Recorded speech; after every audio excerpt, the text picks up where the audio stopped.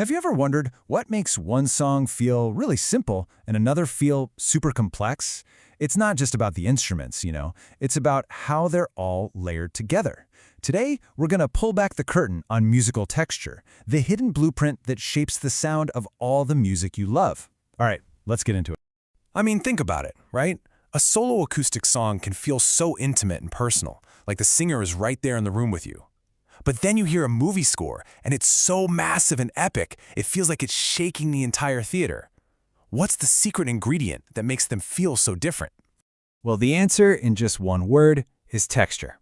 It's one of the most important fundamental building blocks of music, and I promise, once you learn how to hear it, you will never listen to music the same way again. So what even is it? The best way to think about it is like fabric. Texture is all about how the different layers of sound, the vocals, the guitars, the drums, the bass, are all woven together. Some music is super thin, kind of like a single thread, and other music is incredibly thick and complicated, more like a giant heavy tapestry. To really get this, we're going to look at three basic blueprints that musicians and composers use to build their music. First up, we have the simplest one of all, the one melody song. Now, the technical term for this is monophony. It's easy to remember. Mono means one, and phony means sound, so one sound. That's it. It's a single melody all by itself with nothing else going on. No background chords, no drum beat, zip. This creates a really direct and clear sound because there's absolutely nothing to distract you from that one single tune. But here's the cool part. One sound doesn't actually mean just one person. Think about it. If you and all your friends sing Happy Birthday at a party, you're all singing the exact same notes at the same time. That's still monophony. It's also why it feels so powerful, because everybody's focus is 100% on that single tune. Okay, so that was our simplest blueprint. Now, let's build on it a little with a style you probably hear every single day. This is blueprint number 2, melody meets backup. This is called homophony. And honestly, this is the texture for most of the pop, rock, and country music out there. It's built on a really simple but super effective idea. You have one main melody, that's the star of the show, and then you have other instruments in the background that are just there to support it and fill out the sound. The key thing here is that there's a clear job for everyone. Think of your favorite band. The singer has the main tune, right? Meanwhile, the guitar, bass, and drums are playing chords and rhythms that back them up. Our brains totally love this structure because it's easy to lock onto that main melody, which makes the song really easy to follow, and of course, way easier to sing along to. So you can really hear the difference when you put them side by side. Monophony is just that one single line, totally focused, totally out in the open. But homophony adds those support layers, and it creates a sound that feels much fuller and richer. It's kind of like the difference between a simple pencil sketch and a fully colored-in painting. All right, we've had one melody, and we've had one melody plus backup. So what do you think happens when you have a bunch of melodies all fighting for attention at the exact same time? Let's check out our third and most complex blueprint. This one's called polyphony. So poly means many, many sounds. This is what happens when you have 2 or 3 or maybe even more completely independent melodies all going at once. See, it's not a star with a backup group anymore. It's more like a really intense conversation where everyone is making their own important point at the same time, but somehow it all works together. Each musical line in a polyphonic piece is like its own character, with its own rhythm and its own story. The result is this really dense, interwoven sound.